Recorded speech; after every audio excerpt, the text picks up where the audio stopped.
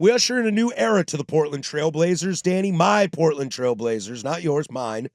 As Tiago Splitter makes his debut as the head man in charge. You were talking earlier today about did I watch his press conference, and there was stuff you wanted to get into. I did watch it. I watched it live. I thought he handled it fantastically. I don't remember if we were texting, but I might have been texting a buddy. Ramona Shelbourne, walk, please. I thought she was trying to stir stuff up there. Almost. I didn't. Almost. That was Almost. I didn't. so close. Yes. Do we remember who she works for as well in terms of stirring things So up? I was in the room. Ramona was sitting right behind me. And what certain And networks I wanna talk don't about, expect you to certain trash networks your don't. brethren. I don't mean that. No. I understand what you're saying. I thought Ramona's question was, number one, entirely fair, and I thought Tiago's answer was entirely fair. So for those that don't know, Ramona's been covering the league for a very long time. Sure. She knows Tiago, and Tiago knows her. And this is where I was talking about earlier, where I thought Tiago was pissed during the press conference. And I thought Tiago did a very good job because he understood he was pissed. And in that moment, Tiago's first couple answers, one of the things I asked him is, Tiago, how do you put your imprint on this team? And how much time can you wait before you change something you kind of do, kind of a deal? And the way he thought about it was like, I've already kind of done that with how we're playing because, coming in. But yeah, I don't expect him to really drastically change stuff. It's what they've been working on. Well, he's going to maybe change some rotations. Maybe he's going to change how fast they play, or playing faster, or playing more aggressive or less aggressive. Like, there's a million things he can do. But as the questions kept going, I could almost feel like his jaw tightening. Mm-hmm. My prevailing thought of Tiago in that press conference was he was pissed. And he was pissed off because Chauncey Billups put him in this position. Oh, I agree. I don't think he... So I've been told by numerous people that... Well, and is it just Chauncey or even Bjorkgren, too? No. For wanting to No, stay in the same spot? I don't think he's mad at Naby. I don't think so. I think Tiago is pissed off because Chauncey put him in this position. I've talked to a lot of people in the league who told me when they hired Tiago and Patrick St. Andrews that both those guys were on paths to be head coaches in the next 3 to 4 years. And that part of the way that the Blazers got Tiago was that if they did end up making a change, if Chauncey, let's say, Chauncey gets let go by new ownership, let's say Dundon comes in and says that, they would try to none push. of this happens. They just clean house they would and want their own guys. They would try to put Tiago up like, hey, no, this is a guy. Like, this is a guy you should definitely consider. And I think that's part of the reason why Tiago took the job, is that he was definitely angling for not necessarily a head coaching job here, but like having a pathway to that.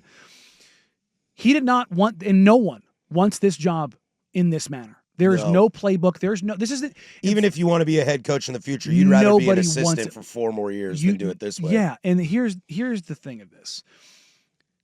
Tiago is technically not the interim head coach because Chauncey Billups has not been fired. He is true. on administrative leave. He is acting head coach, and that is purposeful because of the legality. Everybody's like, why don't you just fire him? They can't. Because they need to fire him for cause so they don't have to pay because him. right now he's on leave. Yeah. You can't fire. Like, And if you fire him now, it's going to trigger a buyout of some sort. It's all splitting hairs and legality it's stuff. legal, and it's not just the money though. It's not just the money. Yeah, but I don't care what the legality is. Is Chauncey Billups is not the head coach of the Blazers. But it's like how, and again, linguistics be damned. No, you're right. But I don't think he ever will be. But that's my point.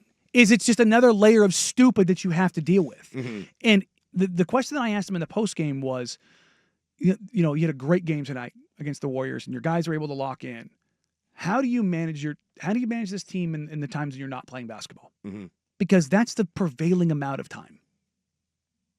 And it's going to come up like the Clippers fans are chanting FBI, which is hilarious. Clippers fans, look around. They got me all wet.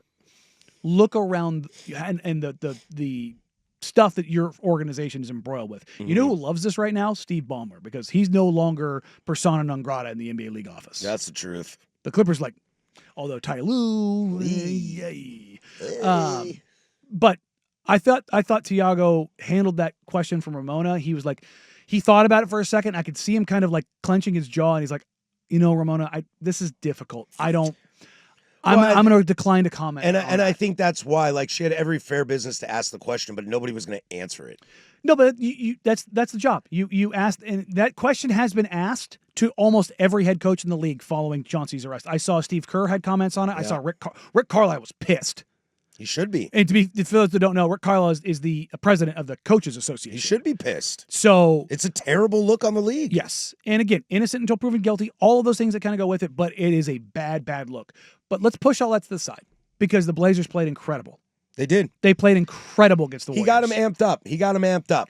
The team looked fired up. They looked organized. They looked like they had a mission. They were ready to go. They were defensive terrorists. They really were. Chris Murray, Matisse Thybulle, Blake Wesley off the bench. Those three guys were nuts. Chris Murray might have played his best game. Box score be damned. Matisse as a Thybulle was trailblazer. really fun to watch.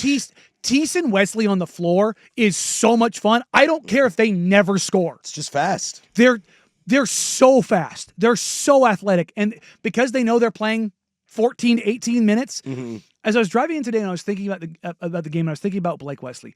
Blake Wesley reminds me of TJ McConnell in the sense, TJ has talked about this. Playing hard is a skill. And there's levels of playing hard in the NBA.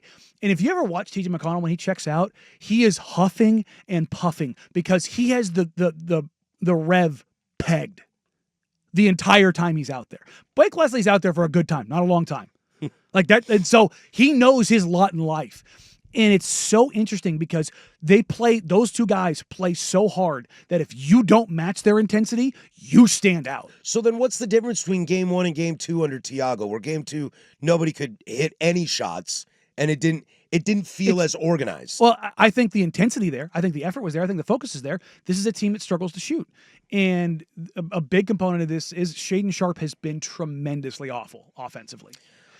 His intensity, his focus, all those things, maybe the best I've seen him in a 3-game stretch. But he's not delivering. I also just, I think this team really just lacks a pure, consistent scorer. Well, I think what we can't... Which are hard to find in the NBA, but like somebody that can just get buckets when you need buckets. I think what we can't overlook as far as the difference between Friday and last night is Friday night you had that adrenaline rush. Totally. And you were ready to go out that and is run free through a drugs, brick wall. man. You had 15 Kool-Aid men on that bench ready to go run through a wall. Oh yeah. Exactly. And so they went out, they did that, and they spent everything and they got a win. And then a couple nights later, they get out of that, they go and hop on a plane, hop down to Los Angeles, and a couple nights later, and then it's like, again, like Forrest Gump, I'm kind of tired. Yeah, and you're playing a Clippers team that actually had everybody out there. But yeah, I think to this fan on the this listener on the YouTube, need a superstar closer. Yeah, maybe not a superstar, but somebody that can score consistently. Hell, I'd take a Kyle Korver right now. Someone I can just stick in the corner and know they're going to drill threes. Well, here's the thing. Denny, Drew, and Jeremy, I think you're getting exactly what you want out of those guys. I think you're getting everything and you expect to get out of those. I think so too, and it's not enough.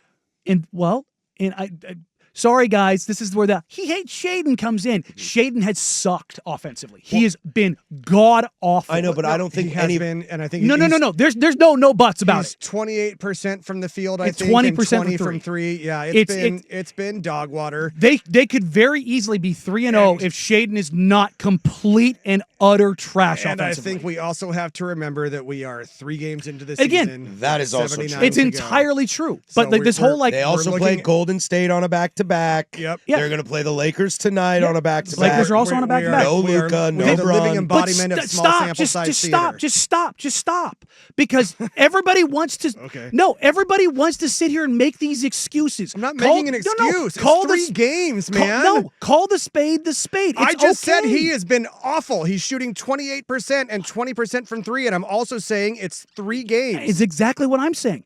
But we're sitting here saying, well, they need a superstar closer. They don't. They need somebody to not be awful. They don't need a superstar closer. They need a guy. A guy. A guy, right? And he doesn't have to be a superstar. They need a guy that they can lean on down the stretch. And instead right now we've got 2, 3, maybe 4 guys that we think could maybe do it, but we don't know. And so that is a big problem. And I don't think 37% last night. Yeah. 27 from 3. Here's on the 3-point. The Denny, Drew, Jeremy, they get 8 of their 11 threes. The rest of the team is 3 of 26 from 3. So stop shooting threes. No, look, Shaden's gotta shoot. Yeah, Shaden's mark it's not against happening. him. Keep shooting. No, Shaden's mark against him is that the 3-point shooting has gone down every year. And I don't know where he's going to be as a 3-point shooter. and this is not, it's everything Shaden's fault. But as far as the offense part of this, if Shaden is just okay, they're probably 3-0. I'm not asking for Shaden Sharp to score 20 plus a game on high efficiency. If Shaden, instead of 7 of 24, if he's 11 of 24, they win that game. Do we? They win that game. I guess here's one thing too, and this is more of a macro exercise with Shaden Sharp and the Trailblazers. How many times we want to put him into the starting lineup, and the fans want to see him in there. They want to, because we want to finally see what Shaden Sharp can actually do when given the opportunity. And so we've got a 3-game sample size this season. How many other times in his career have we seen a 3-game sample size even of him starting 3 games in a row? What do you mean? Well, what I mean is because it sounds like, and maybe I'm taking this unfairly, it sounds like you want to say he is not cut out for this. He's not a starter. No. Because of these 3 games. So No. what I'm saying is, how many times in his previous seasons has he had a stretch even where he's started 3 games in a row? It's a. I guess my point is, long story short, it's a new role. Oh, for sure. For him. And I think there's 2 things going on for Shaden. I think 1, he's trying to prove the contract. 2, he's trying to prove that he's worth being a starter. I think he's, because his shot selection, I haven't, like, there's been a couple shots where I'm like, not a great shot. But otherwise, his overall shot selection hasn't bothered me. So is the problem right now that basically I think he's pressing. Is it a try hard? Yeah, I think he's pressing Okay. because his intensity, his focus, his effort defensively, Yeah. I think is there. So we can work through the try hard. And that's what I'm saying. Like there's been this, the offense is struggling. It's like the offense is struggling because a guy that is taking the majority of your shots is wildly inefficient. Not like having kind of games. No, he just flat out has not been good. And that's the thing is, he doesn't have to be great. That's what I'm saying, is that if he is just need him to be better. And like, as far as him being pulled from the starting lineup, if he does this for 5-6 more games, then you have to start looking at it, because this is not a shot at Shaden. This is, Joe and I talked about this in the postgame. I think the biggest thing right now for Tiago on the basketball court is what he does with Shaden, or doesn't do with Shaden. How much leash he's willing to give him or not give him. Because if you let it go too long and Jeremy keeps playing well, locker room sits there and goes, look, I know we wanted to give Shea his chance, but this guy's hooping. We need him out there. Sure.